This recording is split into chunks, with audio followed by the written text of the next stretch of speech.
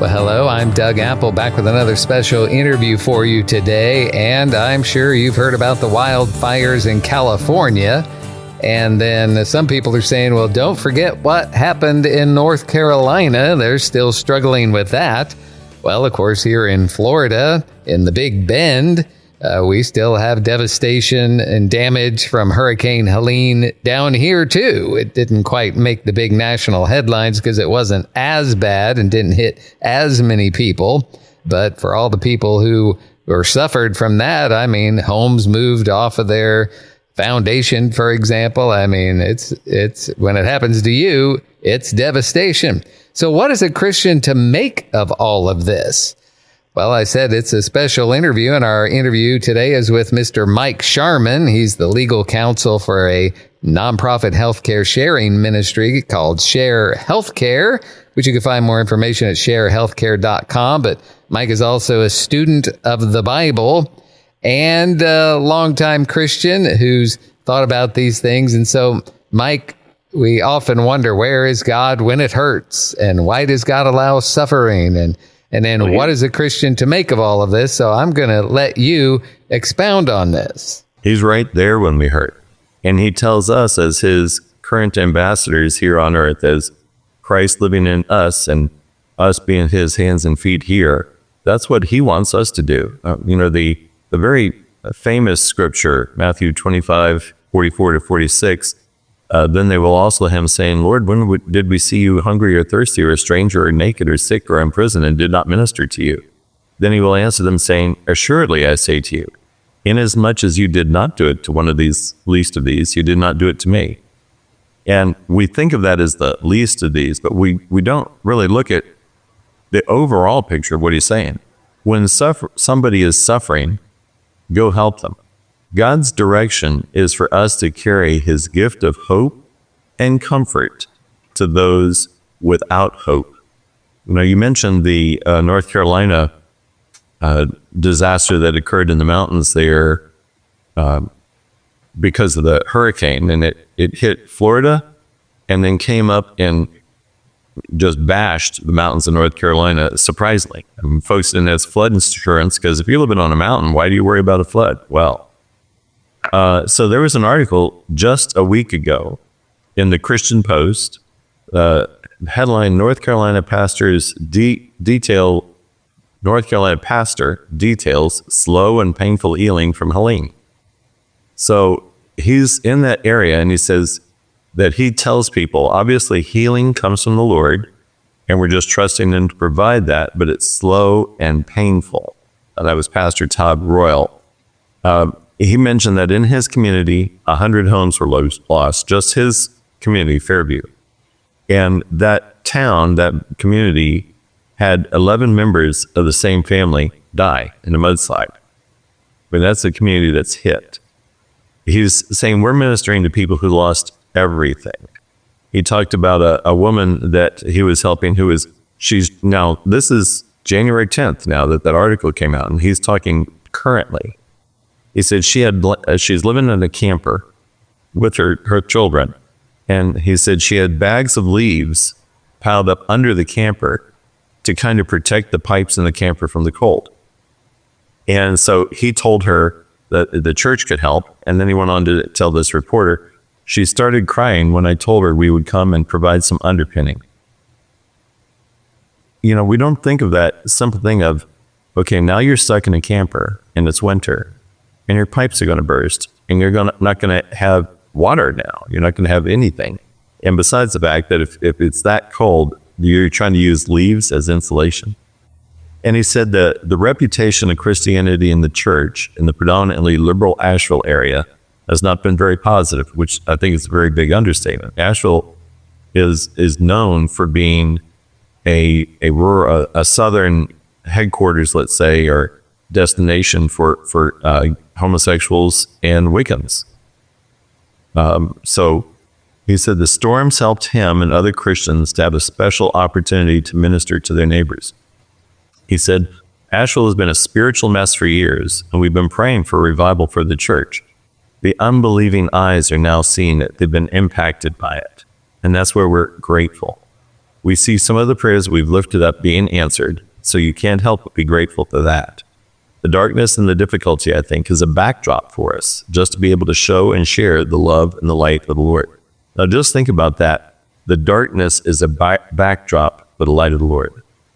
You know, the best time for viewing stars is on a moonless night.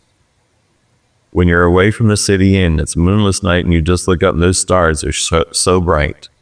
Well, remember my little thesis for this part of it. God's direction is for us to carry his gift of hope and comfort to those without hope. It shines most brightly when people are in trouble. When they are, we're talking about a hurricane disaster now come winter, but when they're hungry, thirsty, or a stranger, or just confused about the terrain they're in, the language, the culture, or they're naked, which is a symbol, let's say, of poverty, or sick, or in prison. Each one of those catastrophes is a darkness where the light of Christ can shine. And who's to bring it? Well, I guess somebody else. No, we're supposed to bring it. And it doesn't have to be a major undertaking like we become the CEO of Samaritan's Purse or something. It can just be going and helping the person that is closest to you that has that problem. Sending a card to somebody in your church when they have been sick or when they lost somebody. Just those little things matter a lot. And then we can see that God's good is always latent in any tragedy or catastrophe. He wants to make it blatant, like Christ did with the blind man. God's good is always there. That's what we just really need to remember. God's good is always there. It's just lying there waiting for us to pick it up, or it is hidden by our worries, and we just need to pull back that veil. However, whatever metaphor you want to use. So John 9:1-3 is my verse for that. Now, as Jesus passed by, he saw a man who was blind from birth. And his disciples asked him, saying, Rabbi, who sinned, this man or his parents, that he was born blind?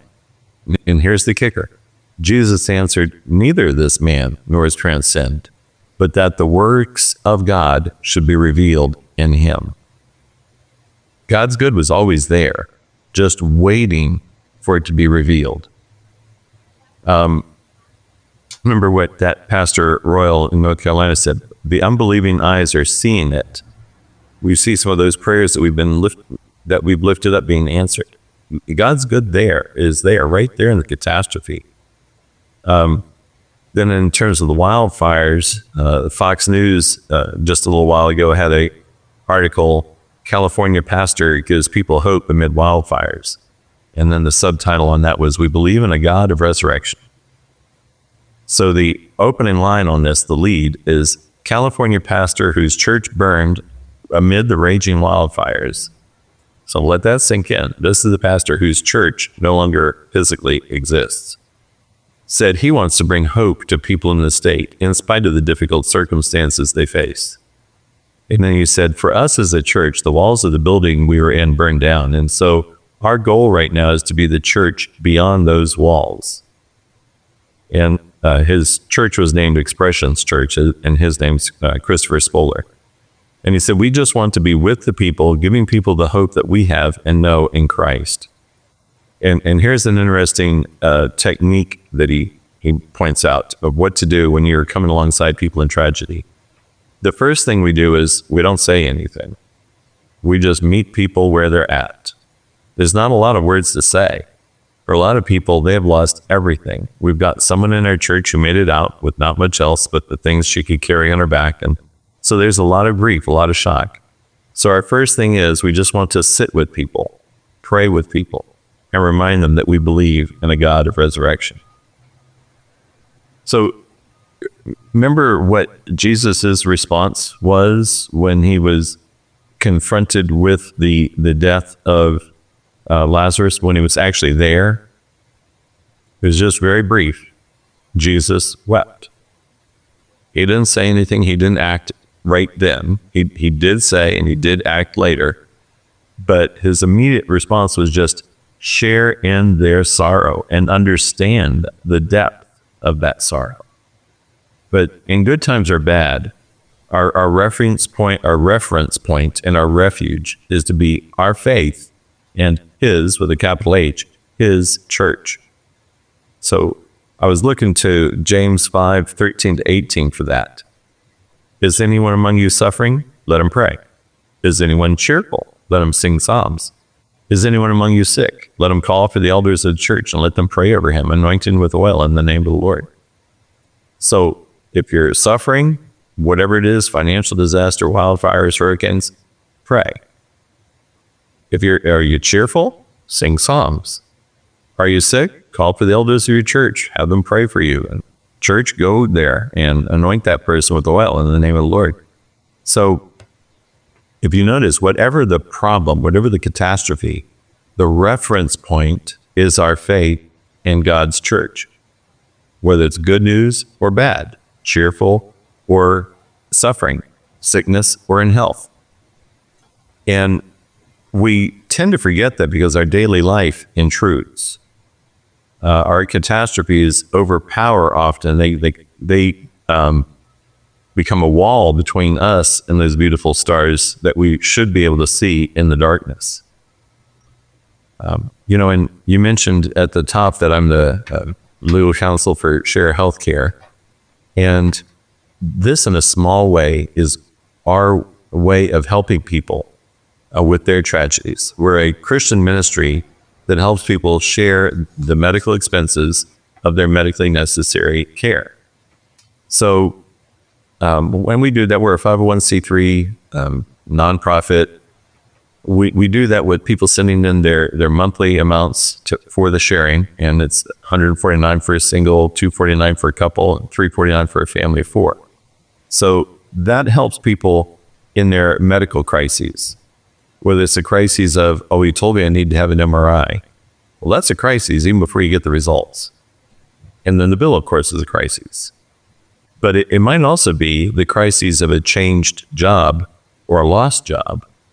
And so you might have lost your normal way of paying for healthcare, or privately paying for it cost a fortune, or just because of the way the inflation is, it's gone way up. One of the recent articles I've read pointed out that the average cost of an employer-provided healthcare for a family of four right now is $2,600 a month. When you and I first started talking, Doug, it was around $1,800, and then it went to $1,900, then it went to just under $2,000, then it went to $2,200. Well, it's $2,600 now. So that can be a crisis and a tragedy, and we as an entity, Share Healthcare as an entity, tries to help people in that financial crisis they're having, even if they have not yet had a medical crisis. And then we collectively, the members of Share Healthcare and the administrative staff of Share Healthcare, we come along in prayer for one another to give that God's gift of hope and comfort to those without hope, to let the latency of God's good be coming out and be blatant and obvious, so that if it's a childbirth or a spouse's death, in good times or bad, we can have our reference point and our refuge be our shared faith in us as his church. That's what it's about. It's not about, having a cheaper way to pay for healthcare. It's about actually ministering to others and have our gifts, our hope, our shared joy and our shared suffering to allow us to give God glory and for us to have his blessing of how he wanted his church to be able to operate. Well, as we wrap up our time here together, Mike, talk a little bit about the theme Bible verse of Share Healthcare. Well, that's Hebrews 13:16. But do not forget to do good and to share, for with such sacrifices God is well pleased. And we do forget often to do good and to share. And we're so wrapped up in our tragedy, we forget. That's why I really appreciated both of these pastors' comments as they minister in their community. Pastor Royal, who still had his church, he was still functional, but he was helping the just hurt people in his community. And then Pastor Spoler, who he didn't have a physical church anymore, but he was absolutely still operating as the church. They did not forget to do good and to share. And God was well pleased with their sacrifices of work and caring and sharing. And we don't have to be people who are noteworthy enough to be coming into a news article. We can just be another member of Share Healthcare, sending in our contributions monthly so that it helps those who have a joy of a childbirth or have the heartbreak of a medical diagnosis that they never wanted to hear. Well, if people want more information about Share Healthcare, what should they do? Well, you can call right now, 844-SHARE-HC, 844-SHARE-HC, or at your leisure, you can look at that website that you mentioned earlier, Doug, sharehealthcare.com, sharehealthcare.com. All right, and that's Mike Sharman, the legal counsel for Share Healthcare, and for Wave 94, I'm Doug Apple.